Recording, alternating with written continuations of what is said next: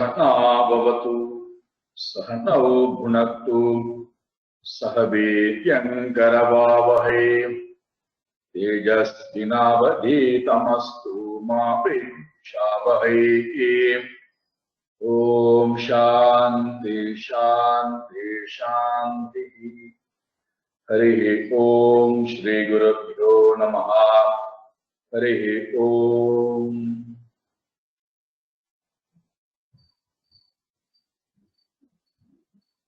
चंद्रशेखर चंद्रशेखर चंद्रशेखर पाहि मां।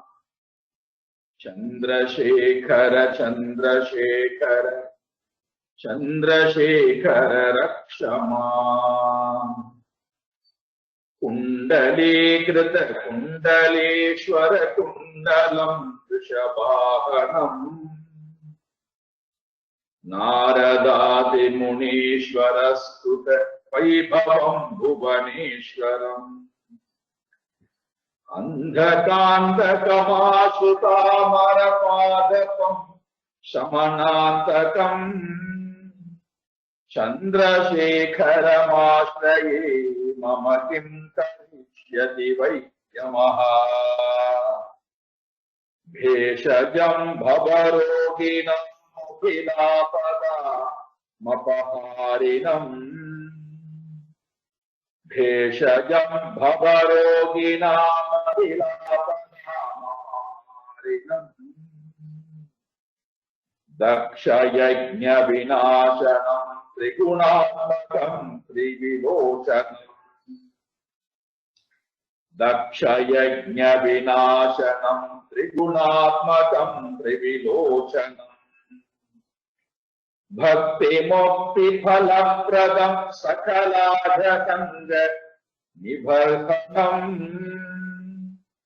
भक्ति मुक्ति फलप्रदं सकलाघसंग निवर्तनम् चंद्रशेखरमाश्रये मम किं करिष्यति वै यमः। चंद्रशेखरमाश्रये मम किं करिष्यति वै यमः।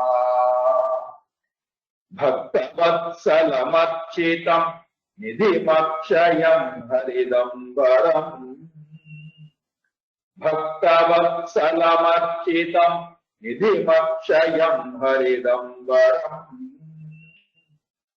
सर्वभूतपतिं परात्परमप्रमेयमनुत्तमम् सर्वभूतपतिं परात्परमप्रमेयमनुत्तमम् सोमवारुण भूभुताशन सोमपाणिल खाकृतिम् सोमवारुण भूभुताशन सोमपालिन खाकृतिम् चंद्रशेखरमाश्रये मम किं करिष्यति वै यमः। चंद्रशेखरमाश्रये मम किं करिष्यति वै यमः। विश्वसृष्टिविधायिनं पुनरेव पालनतत्परम् विश्वसृष्टिविधायिनं पुनरेव पालनतत्परम् संहरन्तमपि प्रपञ्चमशेषलोकनिवासिनम् संहरन्तमपि प्रपञ्चमशेष लोकनिवासिनम् क्रीडयन्तमहर्निशम् गणनाथयूथसमन्वितम् क्रीडयन्तमहर्निशम् गणनाथयूथसमन्वितम् चंद्रशेखरमाश्रये मम किं करिष्यति वै यमः। चंद्रशेखरमाश्रये मम किं करिष्यति वै यमः। मृत्युभीत मृगंडु सूनु कृतस्तवं शिवसन्निधौ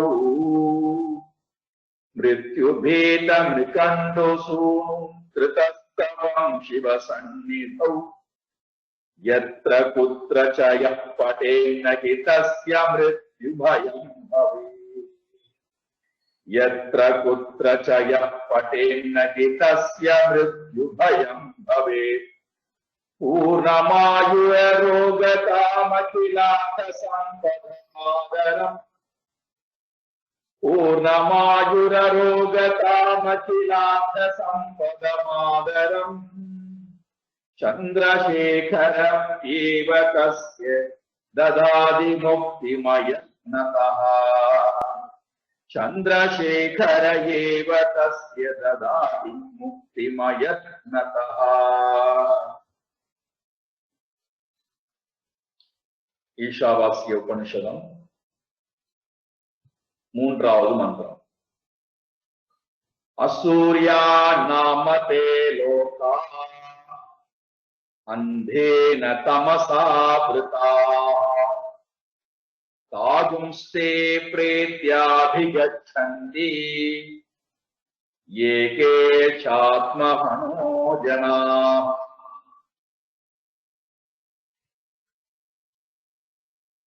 முதல் மந்திரத்தின் மூலமாக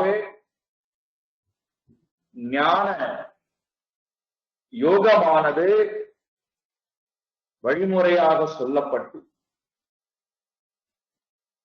ஞானமானது ஒருவனுக்கு கிடைக்கப்பெற்று அந்த ஞானத்தின் மூலமாக உலகத்தையே ஈஷாவாஸ்யம் இதழும் சர்வம் அதனால தன்னை அவன் காப்பாற்றிக் கொள்ள வேண்டும் என்று ஞான யோகத்தினுடைய சிறப்பையும் தியாகத்தினுடைய சிறப்பையும் மோட்சத்தினுடைய சிறப்பையும் கூறினார். ஒருவேளை அந்த கதிக்கு என்னால் வர முடியவில்லை என்றால் வேற என்ன மார்க்கம் இருக்கிறது என்றால் கர்ம யோக மார்க்கத்தின் மூலமாக உன்னை நீ காப்பாற்றிக்கொள். குர்வன்னேவேக கர்மானே ஜீவிகே விஷேத் சதகும் சமாஹா. காரணம், உலகத்திலே வாழக்கூடியவர்களுக்கு இரண்டு விதமான ஆசைகள் வருமா. அஞ்ஞானியாக இருக்கக்கூடியவர்களுக்கு அல்லது அதிகாரியாக வர முடியாதவர்களுக்கு, அதிகாரியா வர வேண்டும் என்று ஆசைப்படக்கூடியவர்களுக்கு இரண்டு விதமான ஆசைகள் வருகிறது. ஒன்று மனிதன் என்பதிலே அபிமானம், மற்றொன்று தேகத்தை வைத்துக் கொண்டு உயிர் வாழ்ந்து விட ஜிஜி விஷே சதகும் சமா. அவ்வாறு வாழ வேண்டும் என்று ஆசைப்படக்கூடிய உனக்கு குர்வன்னேவே கர்மானி, எத்தனை காலம் நான் வாழ ஆசைப்படுகிறேனோ அந்த காலம் வரை. 100 வருட காலம் என்றால் அதுல 50 வருட காலம் ஒழுக்கத்தில் போய்விடுகிறது. அதை நாம் ஒன்றும் செய்ய முடியாது. சரி, மீதி இருக்கக்கூடிய காலம் 50 வருடம் அதுல ஏதாவது செய்யலாம் என்றால் பசி பிணி மூப்பு துன்பம்ங்கிறார்கள். மீதி இருக்கக்கூடிய காலம் பேதை பாலன் அனதாகம், அந்த பருவத்தில் கர்மயோகம் பண்ண முடியாது. இருக்கக்கூடிய காலம் என்று பார்த்தால் சொல்ப 20 வருட காலம் கூட இருக்க முடியாது. இப்படிப்பட்ட காலத்துக்குள்ளே நான் என்னை தூய்மைப்படுத்திக் கொண்டு ஞானத்திற்கு தகுதி உடையவனாக ஆக்கிக்கொண்டு என்னை காப்பாற்றிக் கொள்ள வேண்டும். தேன தியக்தேன புஞ்சீதாக. அப்படி முடியாத ஒருவன், ஞான யோகத்திற்கும் கர்மயோகத்திற்கும் தகுதி இல்லாத ஒருவன் இந்த உலகத்திலே வாழ்ந்தால் அவன் எப்படி வாழ்வானாம்? அப்பேற்பட்ட அஞ்ஞானியை பற்றி இங்கே சொல்லுகிறார். இந்த மந்திரம் சொல்லுகிறது, அவர்கள் எப்படி வாழ்வார்கள், அவர்களுடைய லோகம் என்பது என்ன இங்கே சொல்லுகிறாரு.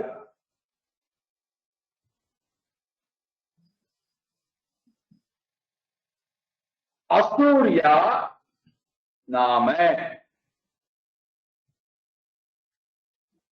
அசூர்யா நாம. அசூர்யா என்று சொல்லக்கூடிய பெயருடைய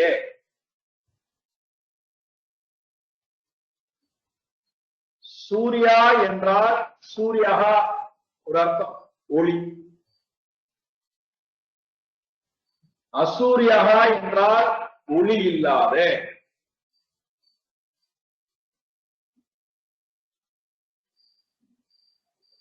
இந்த இடத்துல ஞான தேடுதல் இல்லாத, அதான் ஞான தேடுதல் இல்லாத ஒரு வாழ்க்கை.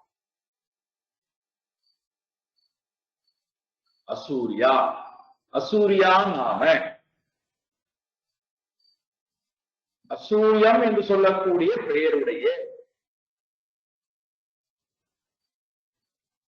சரி, அந்த அசூரிய என்று சொல்லக்கூடிய பெயருடைய அந்த இடம் எப்படி இருக்கின்றது? அந்தேன.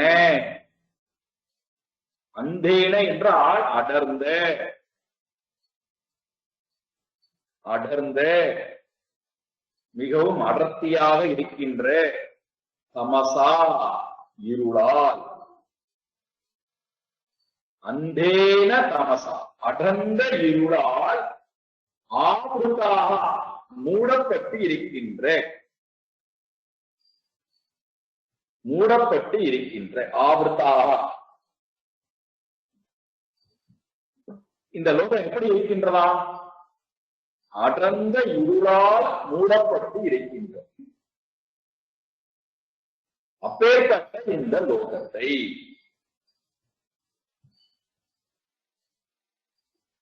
யார் அடைகிறார்கள்? தே, தே அல்லது தான் அவர்கள், தான் அந்த அந்த லோகத்தை, தே அவர்கள் தான் அந்த லோகத்தை, பிரேத்திய,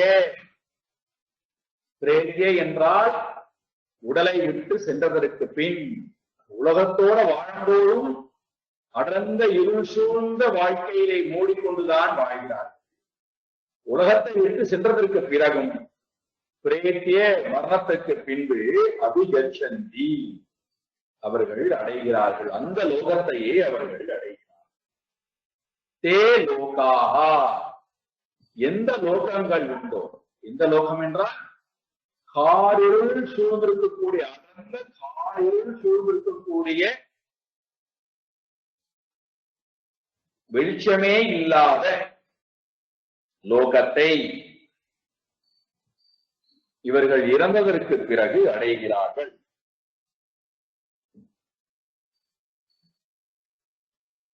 யார் அடைகிறார்? இங்கே சொல்லுகிறது சாஸ்திரம், ஆத்மஹனஹா ஜனஹா. ஆத்மஹனஹா, ஹனஹா என்றால் கொள்ளுதல். ஆத்மஹனஹா என்றால் தன்னைத்தானே கொள்கின்ற, தன்னைத்தானே அழித்துக் கொள்கின்ற ஜனாஹா மனிதர்கள். ஏகேச எவர்கள் உண்டோ தே. அவ்வளவுதான் அந்த மந்திரத்தினுடைய சாரம்.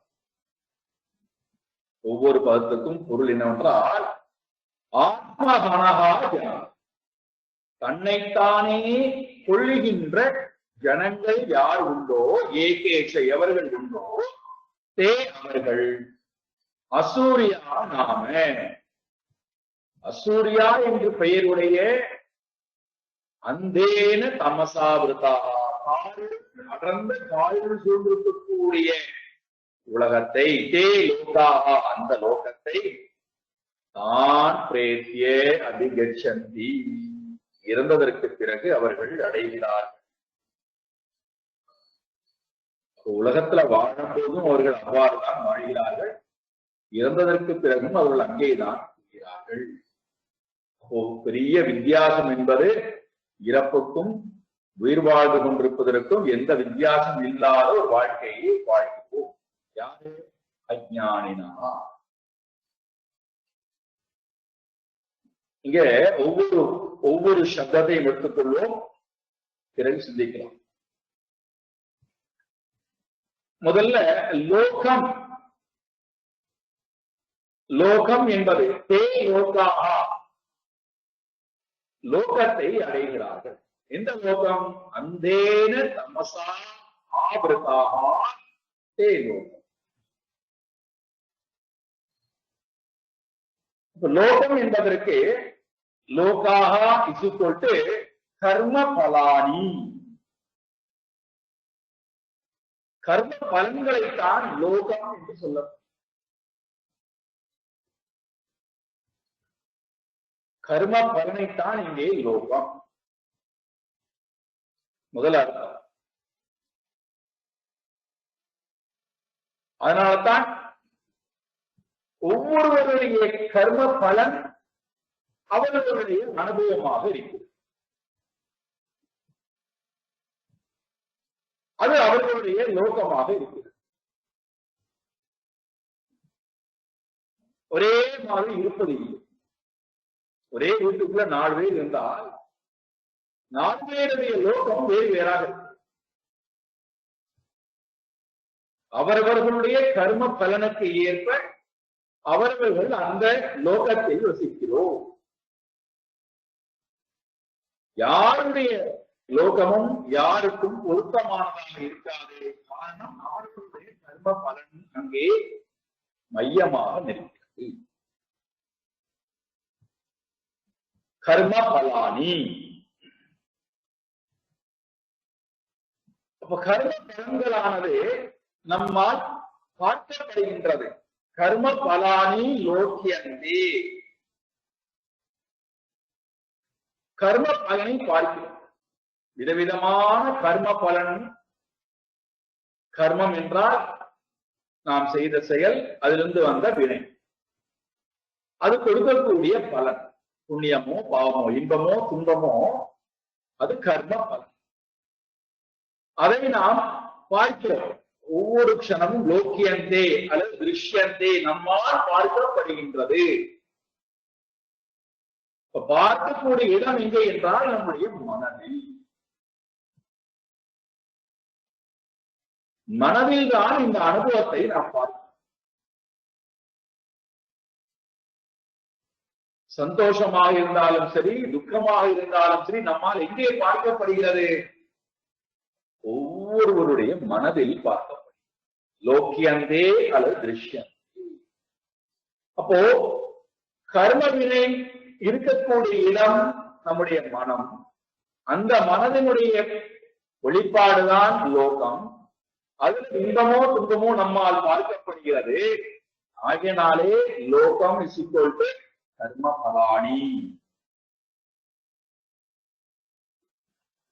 பார்த்தல் என்பது மட்டுமல்லாமல் இரண்டாவது பண்ணிக்கிறோமா என்னடானா புஜ்யந்தே, அனுபவிக்கவும் செய்கின்றோம்.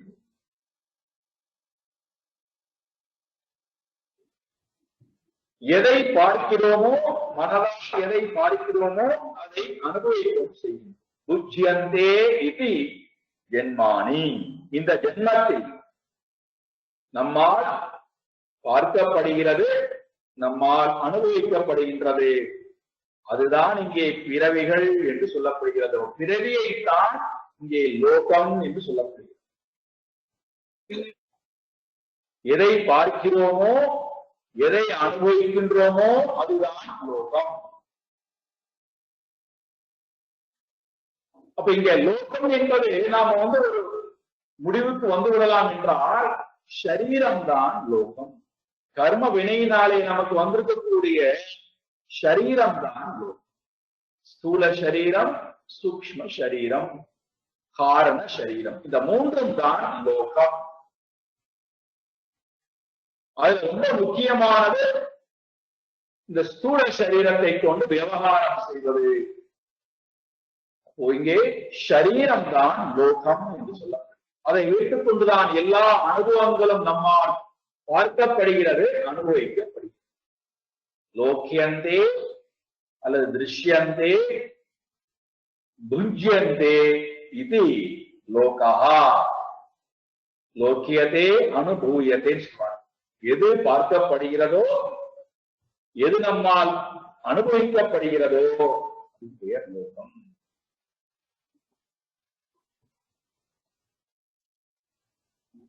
நாம் எந்த லோகத்தை கேட்கிறோம்? நிறைவான அனுபவத்தை கேட்கிறோம். நிறைவான அனுபவத்தையே மனதில் பார்க்க ஆசைப்படும். குறைவு இல்லாத அனுபவத்தை அனுபவிக்க வேண்டும், நிறைவான ஒரு அனுபவத்தை பார்க்க வேண்டும் என்று மனதால் பார்க்க வேண்டும் என்று ஆசைப்படுகிறேன். ஆனால் அஞ்ஞானியாக இருக்கின்ற ஒருவனுக்கு எந்த மாதிரியான லோகம் கிடைக்குமா? அந்தேன தமசா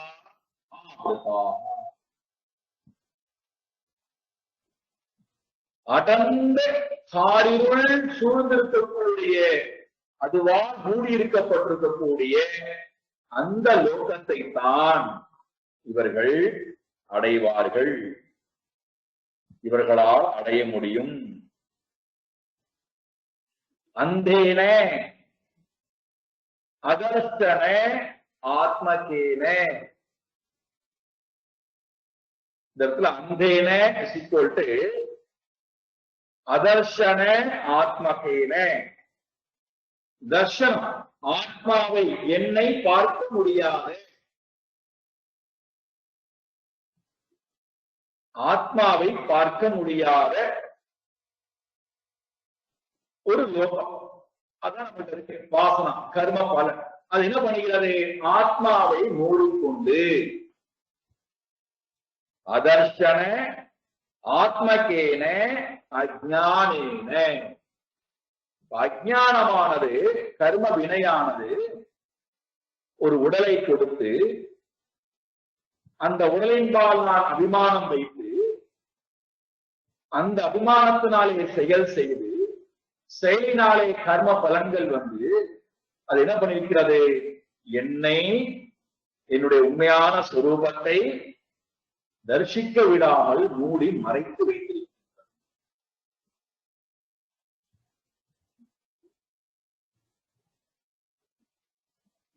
நாம் என்ன சொல்லுகிறோம்?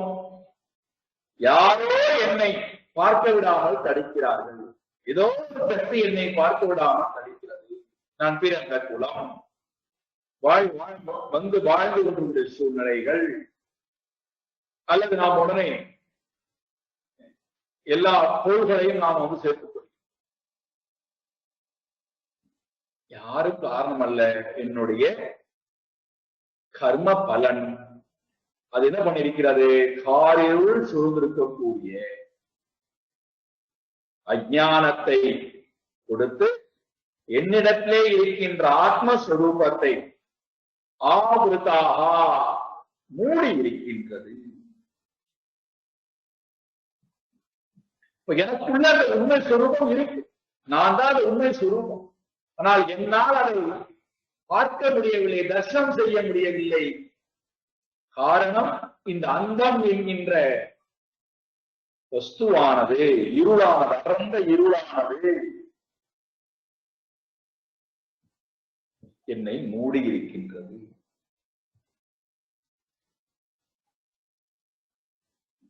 அதனுடைய வெளிப்பாடு என்ன? உண்மை வஸ்துவை மூடி வைத்துக் கொண்டு உண்மையை பார்க்க விடாமல் செய்து நான் என்ன பண்ணுகின்றேன்? வெளியே வெளி விஷயங்களையே பார்த்து கொண்டு அவர்களைத்தான் நீங்க என்ன பெயர் சொல்லி அழைக்கின்றது புருஷன் என்றால் அசூரியான.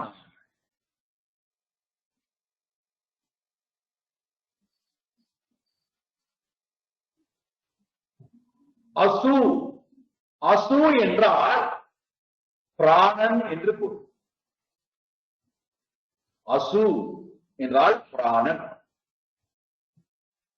அசுஷு ரமந்தே இது அசுராக. யார் பிராணனை ரமிக்க வேண்டும் என்று ஆசைப்படுகிறார்களோ அவர்கள் பேர்தான் அசுரர்கள் என்று.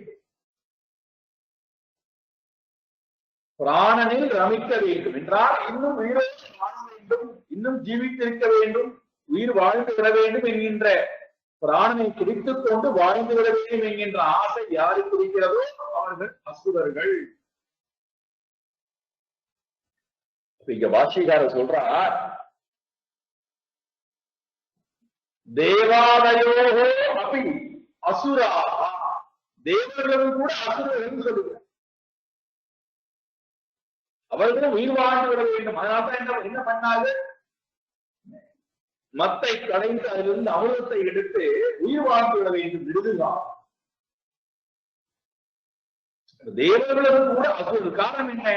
ஜீவித்திருக்க வேண்டும். 100 வருட காலங்கள் வாழ்ந்து விட வேண்டும். கொடுக்கப்பட்டிருக்கக்கூடிய ஆயுளுக்குள்ள அடைய வேண்டிய இலக்கை அடைய வேண்டும் என்கின்ற எண்ணம் இல்லாமல் இன்னும் நெடுதாக வாழ்ந்து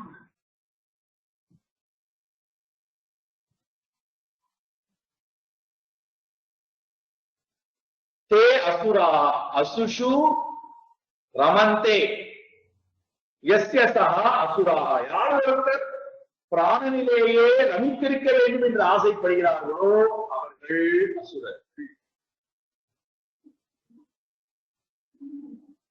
அப்போ பிராணனை ரமிக்க வேண்டும், தேகத்தில் ரமிக்க வேண்டும் என்று சொன்னால் அப்ப தேகத்தோடையே தேகம்தான் சத்தியம், அதுல ஜீவித்திருக்க வேண்டும் என்று ஆசைப்படுகின்ற ஒருவனுக்கு உள்ளுக்குள்ளே இருக்கக்கூடிய ஆத்மாவை பற்றின தரிசனம், அதை அடைய வேண்டும் என்கின்ற எண்ணம் வருவது கிடையாது. அப்ப இப்பேற்பட்டவர்கள் எங்கே இருப்பார்கள்? தேகத்தை பராமரிப்பதும் பாதுகாப்பதில் ஜீவித்திருக்க வேண்டிய எண்ணம் வந்ததனாலே, பிராணனை பிடித்துக் கொண்டு வாழ வேண்டிய எண்ணம் வந்ததனாலே அன்னபானாதயா, சாப்பிடுதல், ஜலம் குடித்தல், உலகத்தில் இருக்கக்கூடிய வஸ்துக்களை அனுபவித்தல், இதிலேயே ரமித்துக் கொண்டிருக்க வேண்டும் என்று ஆசைப்படக்கூடியவர்களுக்கு ஆத்மாவிடத்திலே போய் ரமிக்க வேண்டும் என்ற எண்ணம் இல்லாமல் யார் ஒருத்தர் அனாத்மாவை பிடித்துக் கொண்டு ஆத்மாவை விட்டுவிட்டார்களோ அவர்களைத்தான் இங்கே என்ன சொல்லுகிறது உபனிஷதம்? ஆத்மஹனஹா ஜனம். ஆத்மஹனஹா ஆத்மானம் நந்தி இது ஆத்மஹனஹா. தன்னைத்தானே ஒருவர் கொன்று விட்டு இருக்கிறார்கள். நந்தி இது ஹனஹா, ஆத்மஹனஹா. ஆத்மா என்றால் நான், ஹனஹா என்றால் கொள்ளுகின்றேன், என்னை நானே கொள்ளுகின்றேன்.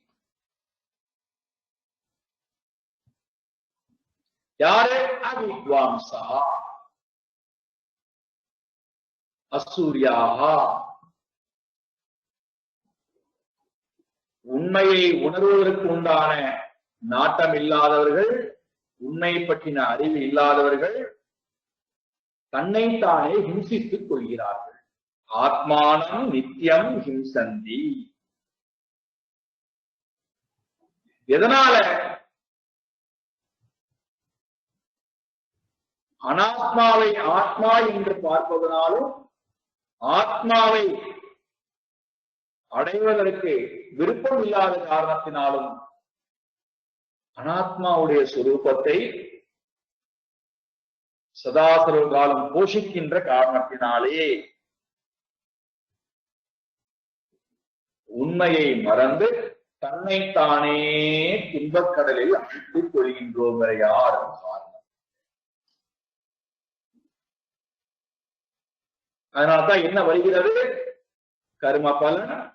அந்த கர்ம பலனின் காரணத்தினாலே மீண்டும் ஜனனம், மீண்டும் மரணம், மீண்டும் ஆயுள், மீண்டும் போகம், இதெல்லாம் தொடர்ந்து ஏற்பட்டு தன்னைத்தானே ஒருவன் கொண்டு விடுகின்றான்.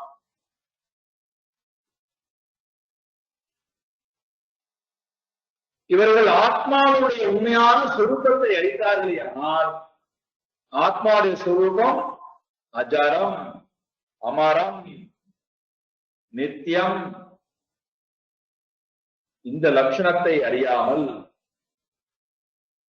நான் மரணம் அடையக்கூடியவன், நான் ஜனனத்துக்கு உட்பட்டவன், நான் பந்தப்பட்டவன், நான் சம்சாரி, இந்த எண்ணத்துடனேயே வாழ்ந்து அதற்கு ஏற்ப உண்டான கர்மத்தையே செய்து அதற்கு ஏற்ப உண்டான பலன் என்ன? அந்தேன தமசாவிருதா தாகுல்சே பிரேத்யாபிகச்சந்தி. மீண்டும் மீண்டும் அவர்கள் உடலை விட்டதற்கு பிறகு, மரணத்தை அடைந்ததற்கு பிறகு அந்த அடர்ந்த காரிருள் சூழ்ந்திருக்கக்கூடிய லோகத்தையே அடைகிறார்கள் என்றால் மீண்டும் மீண்டும் அஞ்ஞானத்தினுடைய பிறக்கிறோம், அஞ்ஞானத்துடனேயே வாழ்கிறோம், அஞ்ஞானத்துடனேயே போய் சேர்கிறோம்.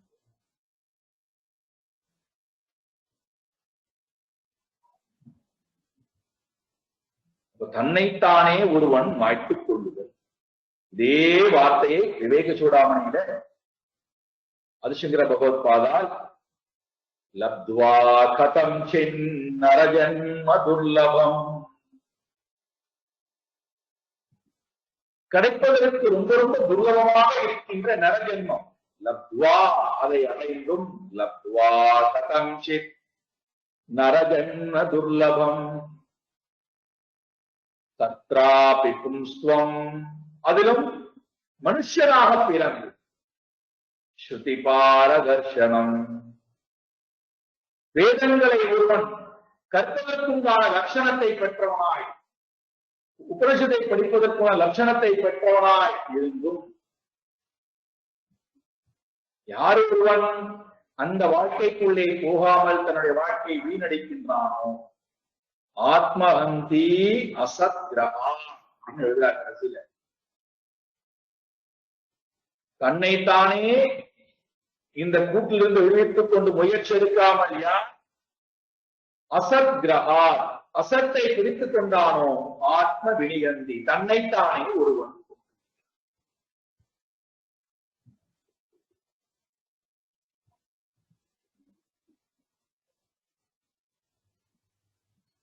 ரொம்ப வேடிக்கையா சொல்லுவார்,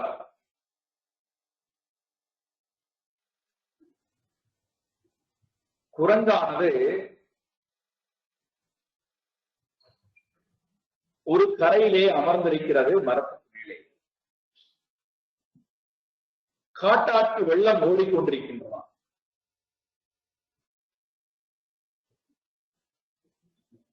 பெரும் முதலைகள் கூட்டம் அந்த வெள்ளத்தை கடந்து போகிறது.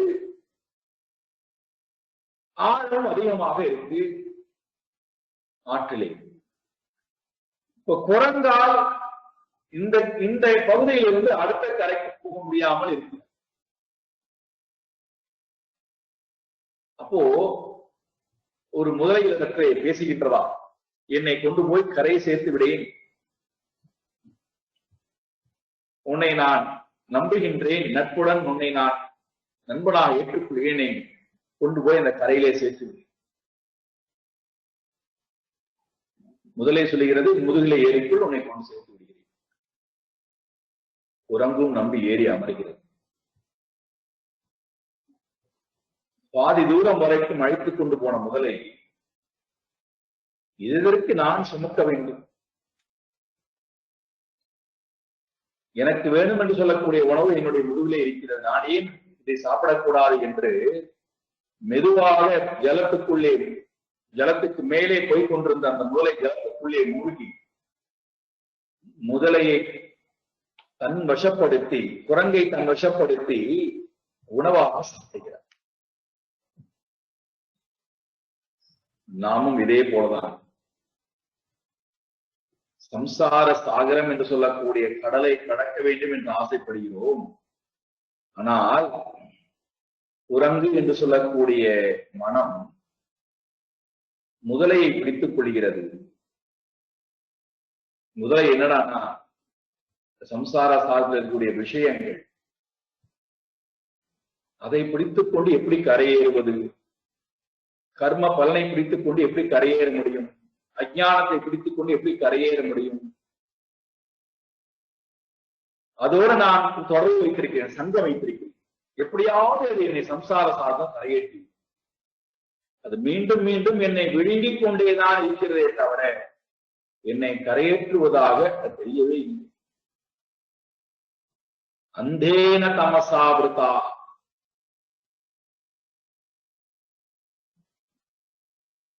இதை உணர்ந்தும் ஜீவராசிகள் திரும்ப திரும்ப எங்கே போகிறார்கள்? அசூர்யா நாமதே லோகா அந்தேன தமசாவிருதா தாகும்ஸ்தே பிரேத்யாபிகச்சந்தி. ஏகேச்ச ஆத்ம அனோகோ யனாஹா. தன்னைத்தானே மாய்த்துக் கொள்ளும்.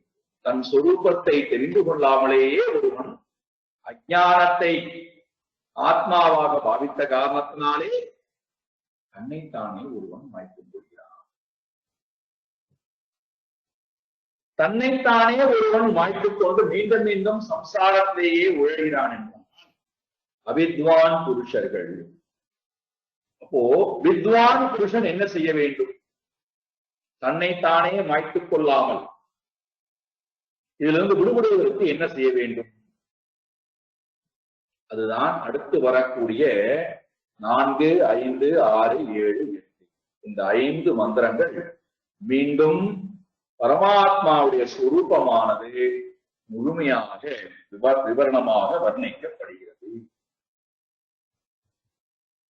எப்பொழுது நான் அனாத்மாவை பிடித்துக் கொள்ளாமல் ஆத்மாவை பிடித்துக் கொள்கின்றேனோ அப்பேற்பட்டவர்கள் இந்த லோகத்திலேயே முச்சியந்தே சம்சார சாகரத்திலிருந்து முச்சியந்தே விடுபடுகிறார்கள். அந்த முக்தி அடைய வேண்டும் என்கின்ற ஆசை இருந்தால் என்னை பற்றின பரமாத்மாவை பற்றின ஞானமானது எனக்கு முழுமையாக தெரியும். அதற்காக என்ன பண்ணுகிறார்? இந்த பகுதி 4, 5, 6, 7, 8 இந்த 5 மந்திரங்கள் ஆத்மாவுடைய சொரூபம் மீண்டும் விவரமாக சொல்லப்படுகிறது. 4வது மந்திரத்தை படிப்போம், பிறகு விரிவாக சிந்திக்கலாம். அநேஜதேகம் மனசோ ஜவியோ நைனத் தேவா ஆப்னுவன் பூர்வமர்ஷதே தத்தாவதோன்யானத்யேதி திஷ்டதி தஸ்மின் நபோ மாதரிஷ்வா ததாதி.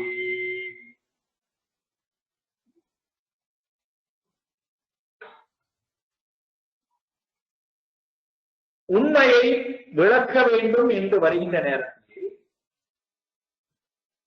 உபனிஷதமானது விதவிதமான முறைகளை கையாளும். உண்மையை விவரிக்க வேண்டும் என்று வருகின்ற நேரத்தில்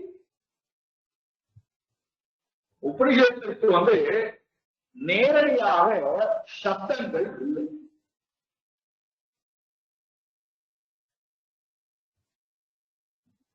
இதுதான் உண்மை தத்துவம் என்று சொல்வதற்கு நேரடியாக எந்த சப்தமும் அதற்கு என்ன காரணம்? வேறு உபனிஷம் சொல்லுகிறது, யதோ வாசோ நிவர்த்தந்தே அப்ராப்ய மனசாசக. தைத்திரிய உபனிஷத்திலே இது வருகிறது. பார்க்கப்படும் எந்த ஒன்றை அடைவதற்காக முயற்சி எடுத்த வாக்கானது யதோ வாசோ நிவர்த்தந்தே, வாக்கானது அங்கே போகாமல் திரும்பி விட்டதா? எதை அடைய முடியாமல் வாக்கானது திரும்பி விட்டது. இந்த வாக்கு யாருடைய துணையோடு போனதா? மனசாசக, மனதனுடைய துணை கொண்டு போனது. மனதை தன்னோடு அழைத்துக் கொண்டு வாக்கானது பரமாத்மாவை அடையலாம் என்று போனதா? ஆனால் உபனிஷம் என்ன சொல்கிறது? அப்ராப்ய, அடைய முடியாமல், நிவர்த்தந்தே, திரும்பிவிட்டது. ஏதோ மனசாசக, மனதோடு சேர்ந்து திரும்பிவிட்டது. வாக்குக்கும் எட்டாத பொருளாக பரமாத்மா இருக்கிறார். எவ்வளவுதான் வாக்கை கொண்டு நான் உச்சரித்தாலும் வாக்குக்கும் அப்பாற்பட்டு இருக்கின்ற பொருள் பரமாத்மா.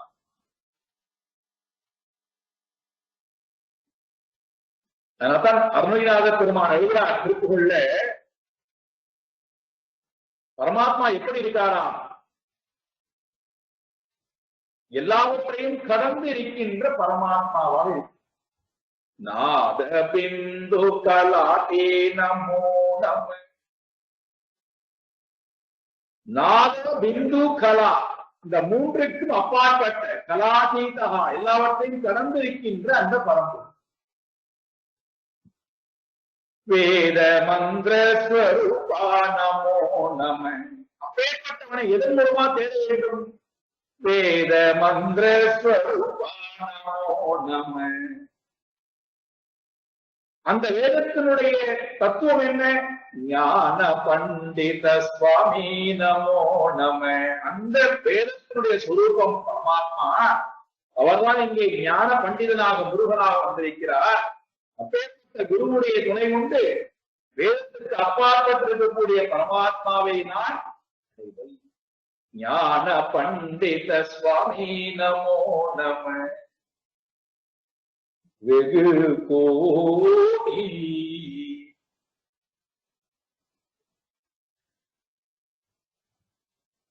அப்ப சப்தங்களுடைய துணை கொண்டு பரமாத்மாவை தெரிந்து கொள்ள முடியாது. அப்ப என்னத்தான் வழி? சப்தத்தை கொண்டுதான் அடைந்து ஆக வேண்டும். நேரடியாக அதுவால் பொருளை கொடுக்க முடியவில்லை. அப்ப என்ன பண்ணுகிறது?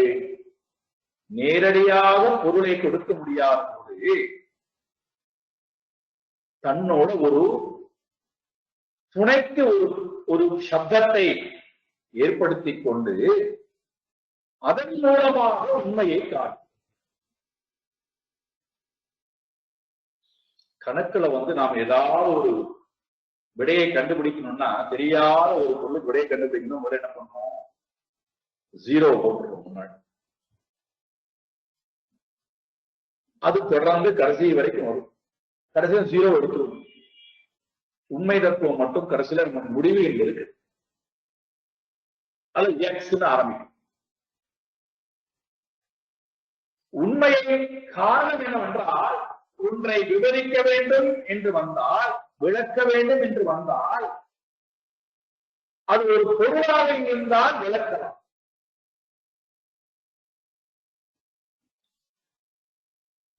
பொருளாக இருந்தால், ஆப்ஜெக்டாக இருந்தால் நாம் விளக்கலாம்.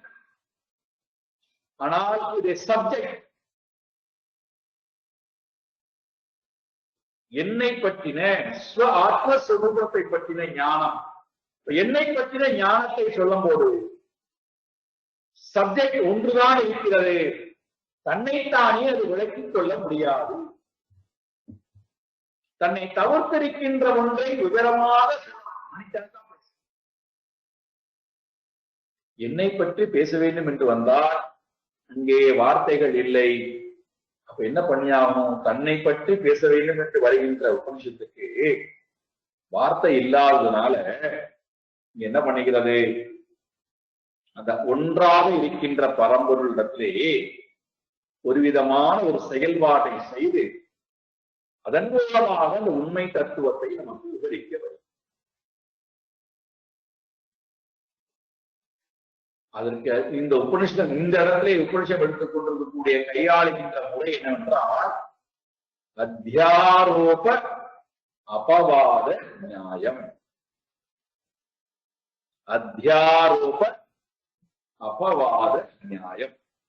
இந்த நியாயத்தை எடுத்துக்கொண்டு அதன் மூலமாக உண்மை தத்துவத்தை நமக்கு புரிய வைக்கிறது. அத்தியாரோபம் என்றால் தெரிந்தே ஒரு வஸ்துவை, இல்லாத ஒரு வஸ்துவை தெரிந்தே இருக்கின்ற ஒரு வஸ்துவிடத்திலே ஏற்றி வைத்தல் அத்தியாரோபம். வஸ்துன்னு ஒன்று இருக்கு, அந்த வஸ்துவிடத்திலே அவஸ்துவை ஏற்றி வைத்து, இல்லாத ஒன்றை ஏற்றி வைத்து, கயர் என்பது வஸ்து, அதுல பாம்பு என்பதை நம்மால் பார்க்கப்படுகிறது. பாம்பு என்பது உண்மையிலேயே வஸ்து, இல்லாத ஒரு பொருள். இப்போ பாம்பை பார்க்கின்ற ஒருவன் அங்கே பாம்பு என்பது இல்லை, கயர் மட்டும்தான் இருக்கிறது அப்படின்னு சொன்னோம் வச்சுக்கோங்க. பாம்பு ஒன்று இல்லை, கயர் மட்டும்தான் இருக்கிறது அப்படின்னு சொன்னா உடனே அவன் சொல்லுவான், நீ பார்க்கின்ற பொருள் பாம்பு அல்ல, நான் பார்க்கின்ற பொருள் பாம்பு, ஆகையினாலே நீ அந்த கயிறை எடுத்துக் கொண்டு வா, பாம்பை அடிக்கலாம்ங்கிற எண்ணம் வரும்.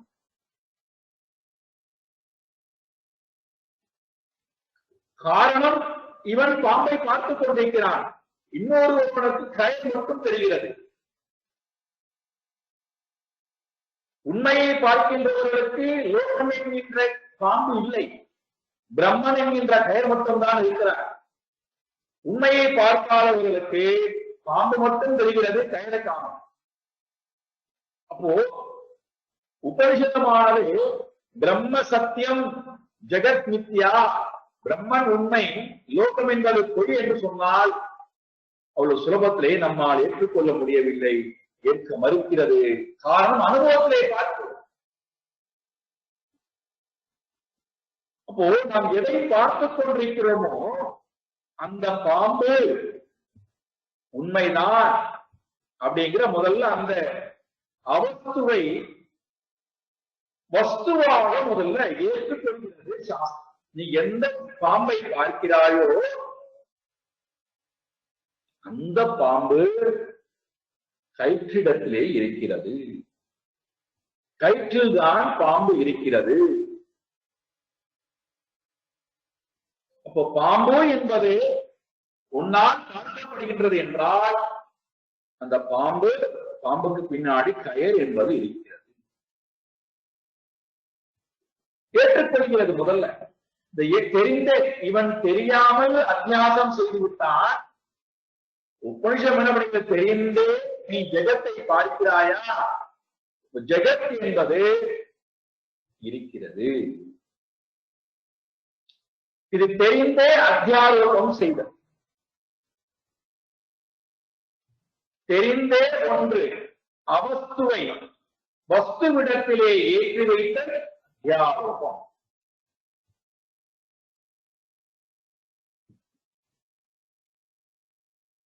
தெரிந்தே நான் ஏற்றி வைத்தால் என்னால் நீக்க முடியும். தெரியாமல் நான் அத்தியாசம் செய்து விட்டால் அதை நீக்குதல் கடினம். அதனால்தான் நமக்கு ஏன் கடினமாக இருக்கு அப்படின்னா, நாம் தெரியாமல் செய்திருக்கின்றோம். அறிவை கொண்டு தெரியாமல் அந்த பிழை நடந்திருக்கிறது.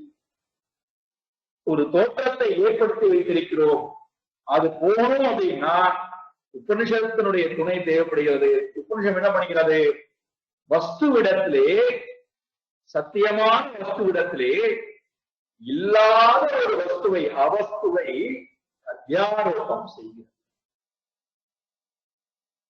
அவ்வாறு அத்தியாரோபம் செய்து அபவாதம் செய்கிறது. எதை அபவாதம் செய்கிறது? அவஸ்து நிஷேதம் அபவாதம். எந்த பொருள் இல்லையோ அதை நீக்குதல், நிஷேதம் செய்தல் அபவாதம். வஸ்துனி அவஸ்து அத்தியாரோபம், அபவாதம் அவஸ்து நிஷேதம். இல்லாத ஒன்றை, அவஸ்துவாக இருக்கின்ற ஒன்றை சத்வஸ்து இடத்திலிருந்து நீக்குதல். இப்போ அவஸ்துவானது நீக்கப்பட்டு விட்டால் அங்கே இருப்பது சத். அதை சொல்ல வேண்டிய அவசியம் இல்லை.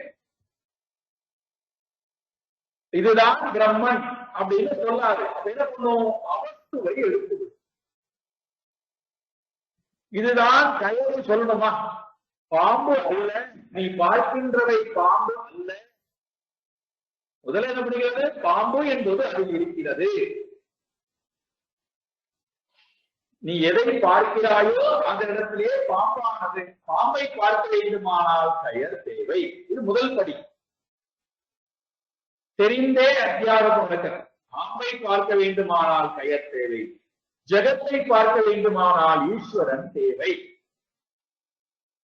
இது முதல் படி. இரண்டாவது படிக்கு என்ன போகிறோம்? இரண்டாவது படிக்கு போகும்போது கயரே பாம்பாக வியாபித்திருக்கிறது. இது இரண்டாவது படி. முதல் படி என்ன சொல்றோம்? பாம்பை பார்க்க வேண்டுமானால் கயர் தேவை. அப்போ பாம்புக்கு ஆதாரம் கயர். ஜெகத்தை பார்க்க வேண்டுமானால் ஈஸ்வரன் தேவை. ஜெகத்துக்கு ஆதாரம் ஈஸ்வரன்.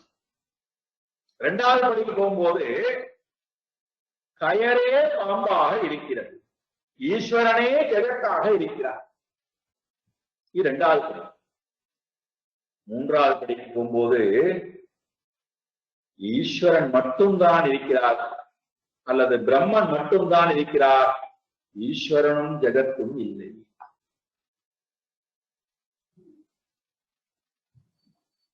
இந்த மூன்று படியில நிஷேதமானது செய்யப்பட்டு பிரம்ம தத்துவம் இதுதான், அங்கே ஈஸ்வரனும் இல்லை, ஜகத் என்பதும் இல்லை.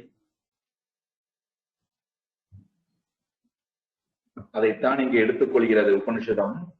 இந்த மந்திரத்தின் மூலமாக பிரம்ம தத்துவத்தையும் அறிமுகப்படுத்துகிறார், அவஸ்துவையும் நமக்கு அறிமுகப்படுத்தி அவஸ்துவிடத்திலே இருக்கின்ற உண்மை தத்துவத்தை நமக்கு சொல்ல வருகிறது. முதல்ல இதற்குள்ளே போவோம், விரிவாக பார்க்கலாம். முதல் சப்தம், பிரம்மனுக்கு இருக்கக்கூடிய முதல் சப்தம் அநேஜத். அநேஜத், ஏஜத். ஏஜத் என்றால் நடுங்குதல், சலனப்படுதல். ஏஜத் கம்பனம், சலனம், அது பேர் ஏஜத். ந ஏஜத் இது அநேஜத். எது ஒன்று சலனப்படாமல் இருக்கின்றது, எது ஒன்றிடத்திலே எந்த சலனமும் இல்லையோ, எது ஒன்று நகர்தல் என்பது இல்லையோ, எது ஒன்று அசைவற்று இருக்கின்றதோ. கம்பனம் என்றால் அசைதல், சலனப்படுதல்.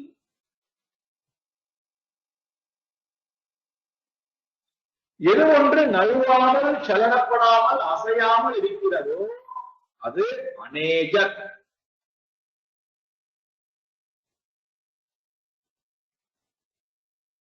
இங்க பாஷ்யக்கார உதவிக்கு வரார். ஏஜ்னு, ஏஜ்னு இஸ் ஈக்வல் டு கம்பனம். கம்பனே, கம்பனம், சலனம், அசைதல். ஸ்வ ஆத்ம அவஸ்தா, தன்னுடைய ஆத்ம அவஸ்தையிலே எது ஒன்று அந்த அவஸ்தையிலிருந்து நழுவாமல் இருக்கின்றது, தன் நிலையில் இருந்து, அவஸ்தா என்றால் நிலை, ஸ்வ ஆத்ம அவஸ்தா என்றால் தன் நிலையிலிருந்து எது ஒன்று நழுவாமல் இருக்கின்றதோ, அசையாமல் இருக்கின்றதோ, அதுதான் இங்கே அநேஜத் என்று சொல்லப்படுகிறது.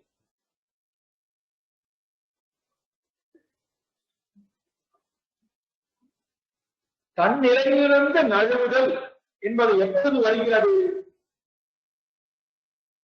எப்பொழுது ஒருவனுக்கு இடைவெளி என்பது வருகிறதோ அப்பொழுதுதான் தன்னிடத்திலிருந்து நழுவுதல் என்பது வருகிறது. சலனப்படுதல், அசைதல். இடைவெளியே இல்லாத போது எங்கிருந்து எங்கே நகருதல், எது சலனப்படுவது?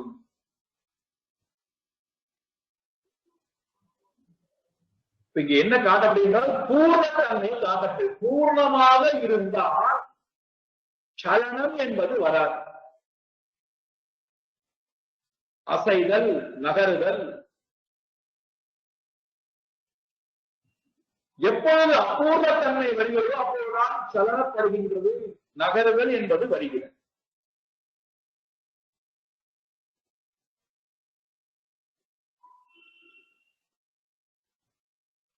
அநேஜத் பூர்ண வஸ்து, சத்தியமான வஸ்து.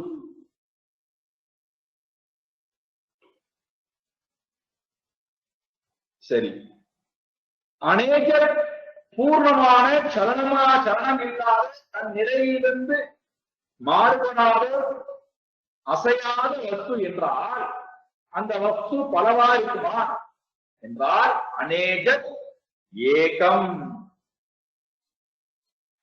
அநேஜதேகம். அதை பிரிச்சோம் என்றால் அநேஜத் ஏகம், அது ஒன்றுதான் இருக்கிறது. இப்ப நமக்கு முழு பொருள் கிடைக்கிறது.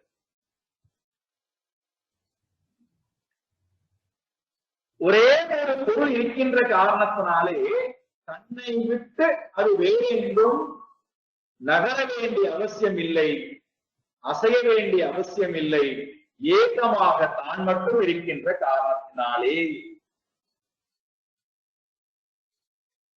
தன் நிலையிலிருந்து வலுவாக ஸ்வ அவஸ்தா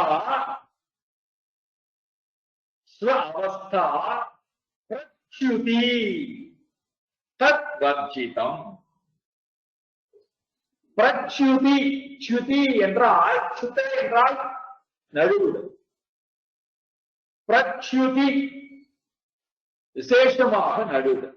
அப்பிரச்சுதி என்றால் தன் நிலையிலிருந்து நழுவாமல் அல்லது பிரச்சுதி வர்ஜிதம். எது ஒன்றே தன் நிலையிலிருந்து வலுவாமல் கீழே விழாமல் இருக்கின்றதோ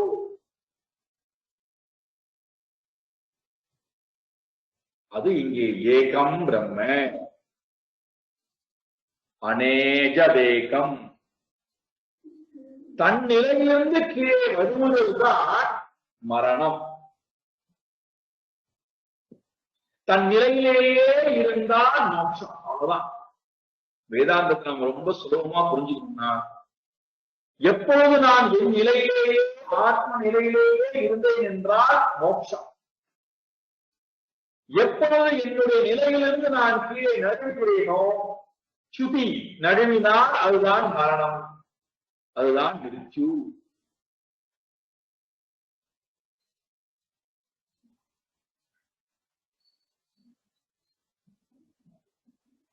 தன் நிலையிலிருந்து மாறாமல் இருக்கின்றது என்றால், எந்த மாற்றம் இல்லாமல் இருக்கு என்றால் நிர்விகாரமாக இருக்கிறது. தன் நிலையிலிருந்து மாறாமல் இருக்கின்றது என்றால் ஏகமாக இருக்கிறது, இரண்டற்றதாக ஏகமாக இருக்கிறது, நிர்விகாரம் மாறுபடாமல் இருக்கிறது, நித்தியமாக இருக்கிறது.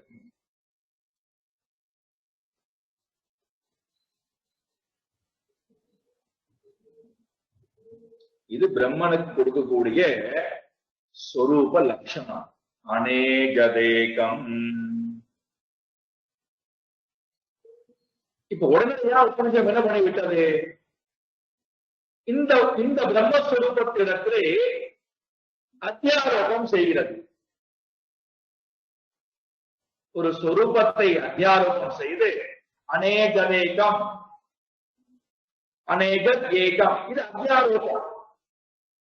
இப்ப அபவாதம் பண்ணணும். எது அவஸ்துவோ அதை நீக்கம், அதையும் செய்கிறது. இதன் மூலமாக சோபாதிக நிரூபாதிக தத்துவேன, புதிதா வார்த்தை, சோபாதிக நிரூபாதிக தத்துவேன. ச உபாதி, உபாதியுடன் கூடிய தத்துவத்தை வைத்துக்கொண்டு உண்மை தத்துவத்துக்கு பொருள் சொல்வது. நிரூபாதிகம் என்றால் உபாதியற்று இருக்கக்கூடிய பிரம்மனுடைய தன்மையை பற்றி பேசும்போது ஒரு லட்சணம் சொல்லும். இந்த முறையிலே சோபாதிக நிரூபாதிக, சோபாதிகம் என்றால் ச உபாதி, உபாதியுடன் கூடிய மாயையுடன் கூடியிருக்கக்கூடிய பிரம்மன், அது சோபாதிகம். நிரூபாதிகம் என்றால் மாயையற்று இருக்கக்கூடிய பிரம்மன். இந்த இரண்டு நிலையிலிருந்தும் இங்கே உபனிஷதமானது விளக்கம் கொடுக்கிறது. அதுதான் அடுத்து வருகிறது. மனசோ ஜவியோ, மனசோ ஜவியோ, வேகமாக மனது ஓடுகின்றதா? அவ்வாறு ஓடுகின்ற மனதை விட வேகமாக ஓடுகிறது. இதை பற்றி விரிவாக சாயங்காலம். ஓம் பூர்ணமத பூர்ணமிதம் பூர்ணாத் பூர்ணமுதச்யதே पूर्णस्य पूर्णमादाय पूर्णमेवावशिष्यते। ओम शांति शांति शांति। हरि ओम श्री गुरुभ्यो नमः। हरि ओम।